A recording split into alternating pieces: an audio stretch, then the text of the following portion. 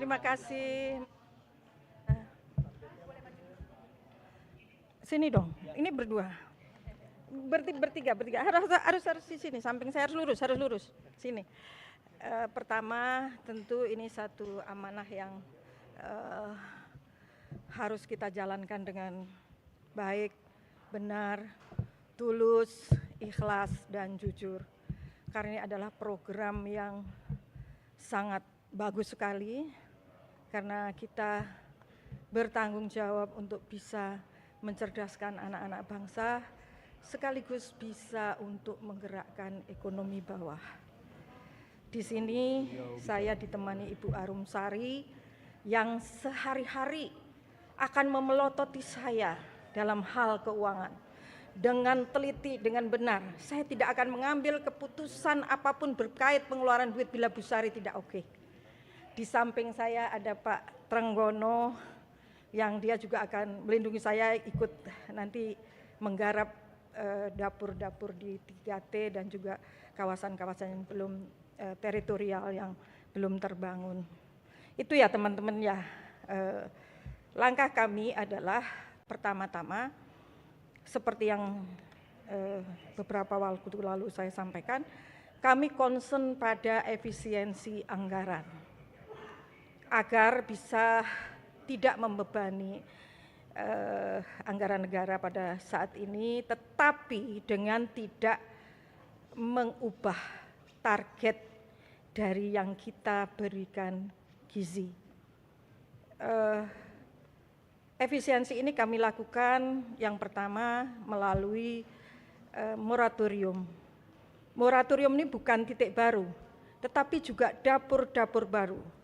Bila per hari ini totalnya berapa besar ya? 7.877. Jadi per hari ini jumlahnya titik dapur yang operasional berdasarkan virtual account itu 27.877. Nah, kita hentikan dulu ke situ. Kita akan tata. Kita tata apakah dapur ini melayani, ini sudah bisa melayani sebetulnya dengan penerima manfaat yang ada, atau sebetulnya malah kelebihan.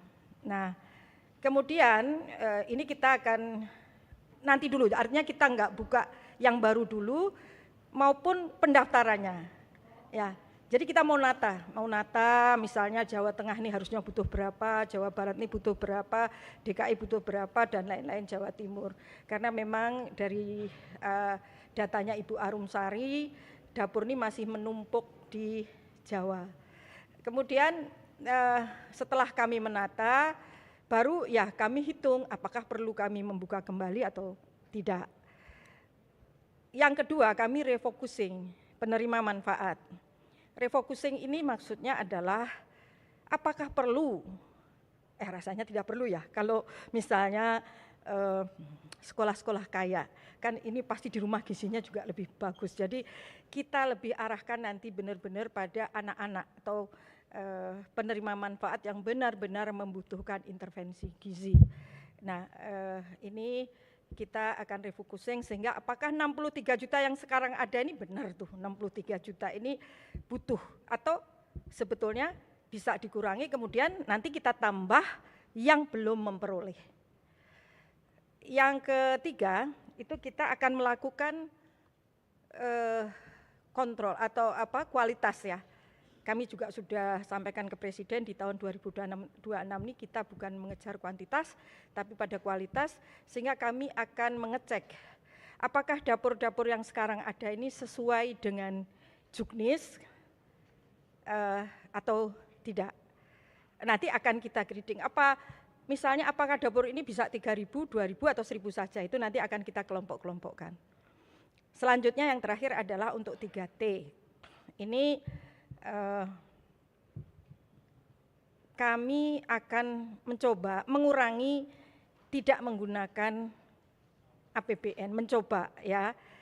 Tetapi tadi kami belum ke sini nih, sudah di demo nih oleh rupanya ada investor yang sudah membangun 3T. Kami akan selesaikan bagaimana sebaiknya, tapi untuk wilayah-wilayah yang belum digarap oleh investor, kami akan coba kerjasamakan atau kita bisa dibiayai dengan CSR-nya BUMN, atau mungkin ada hibah dari luar negeri, atau mungkin juga kalau di tempat itu ada perusahaan-perusahaan besar misalnya berinvestasi, masa sih bikinin dapur untuk masyarakat di situ nggak mau, kan nggak mahal juga. Jadi mereka kan juga punya CSR. Nah itu kira-kira yang akan kami lakukan dalam waktu sekarang. Bahkan sudah mulai, kami sudah rapat-rapat untuk merealisasikan yang tadi hal-hal yang kami sampaikan. Demikian ya. Ini kan wajah baru pimpinan BGN, tidak ada yang ahli gizi. Kemudian gimana caranya untuk mendapatkan kepercayaan publik bahwa program MBG ini benar-benar tepat sasaran untuk gizi anak-anak? Baik, di SOTK sebetulnya dari Badan Gizi Nasional berdiri itu ada Dewan Pengarah. Di Dewan Pengarah inilah akan kami isi dengan para profesor ahli gizi dan juga profesor dokter anak. Jadi nanti yang akan mengguide kami, yang akan membimbing kami nanti adalah Dewan Pengarah yang terdiri dari 7 orang. Mungkin di antara 7 orang itu 5 kemungkinan mereka adalah dari pakar-pakar gizi. Demikian. Terkait dengan kepemilikan dapur, ketika rilis kejaksaan mengatakan bahwasanya dapur itu harus dikelola oleh yayasan sekolah. Pasca kejadian bagaimana kepemilikan dapur itu sendiri? Lalu kedua, apakah boleh pemilik dapur itu berafiliasi? Itu menjadi sorotan masyarakat juga. Saya akan luruskan ya, mungkin sebetulnya bukan berafiliasi dengan sekolah.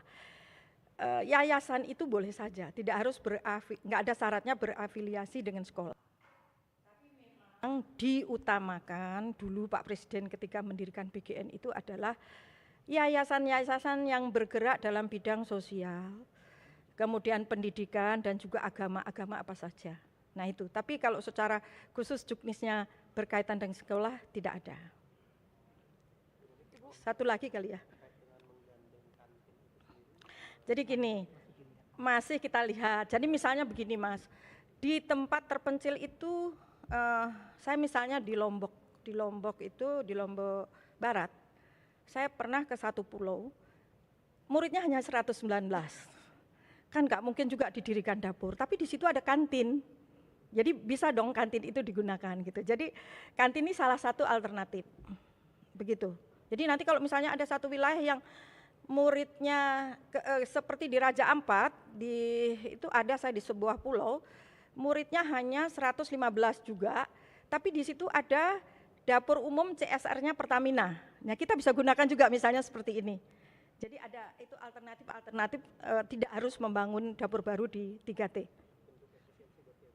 Ya, ini bagian efisiensi supaya tidak tadi menggunakan semuanya APBN. Bu Nani, di Aceh ada 7 SPPG yang di stop karena belum dicairkan dananya, itu gimana?